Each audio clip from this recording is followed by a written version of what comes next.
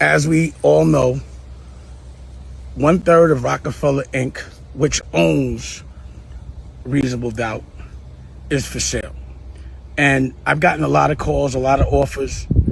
I don't know if people are hummer stunting, or not. We'll see who shows up. But I definitely got some very healthy offers, and I appreciate those. And, obviously, if someone's trying to hate on the price or trying to devalue it, it would be because they want to buy it, like a first right of refusal. So if you do want to buy 1/3 of Rockefeller Inc., you are going to have to bring some bread. And anything over 10 million, I'm going to sweeten the pot.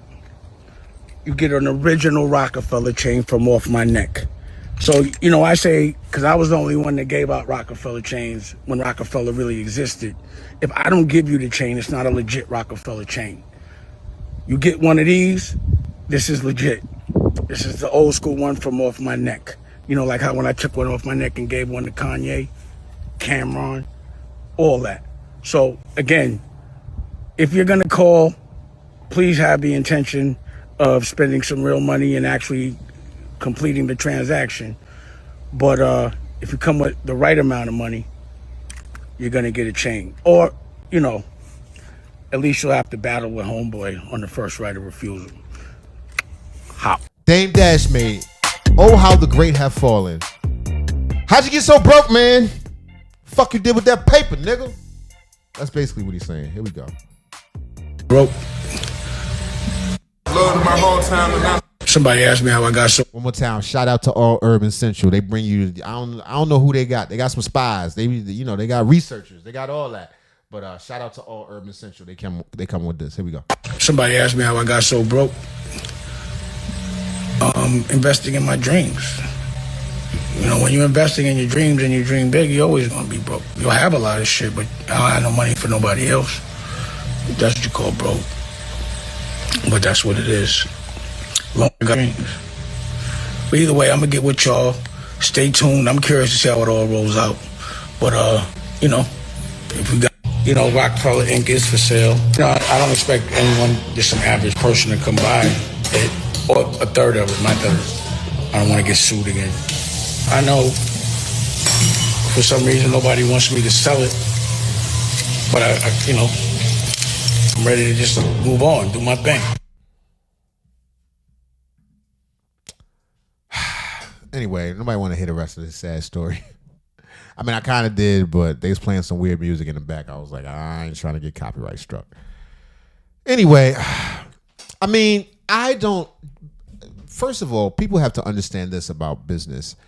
Because he doesn't have the actual cash flow doesn't necessarily mean he's broke. First of all, he has assets, things like Rockefeller Records. I'm sure he owns some properties and some other businesses and things of that nature.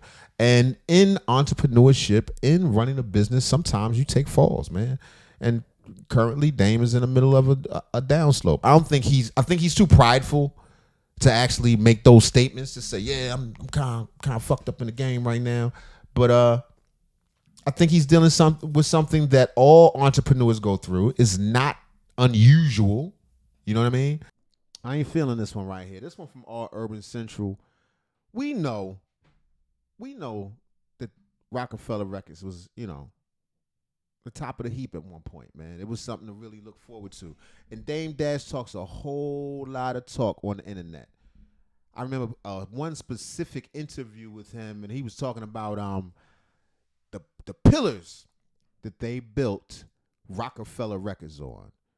He said, be the hardest working man in the room. Put your money back into the business. And put a press team on them. I was like, woo! Hardest working man in the room. Put your money back into the business. Invest in yourself. And then put a press team on them. AKA, in today's world, let them know. Let the world know. And I'm sure for a long time that was a highly, efficient way for Dame Dash to put his paper together. But right now, after a few lawsuits, he's dealing with some financial troubles. He's being sued for over $800,000 and somewhat being forced to liquidate his third of Rockefeller Records. Now, in that, there's been issues with Jay-Z came out and made a statement, basically essentially saying anyone who purchases that, they can purchase it if they want. But the most important asset that Rockefeller holds at this point is the Reasonable Doubt album. And from my understanding, this album will return to Jay-Z's hands in the next few years. So buyer beware is basically what Jay-Z saying.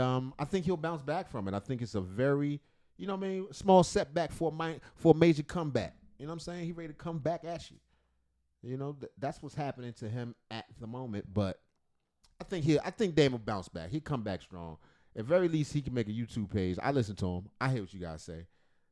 I listen to the Rockefeller Rules.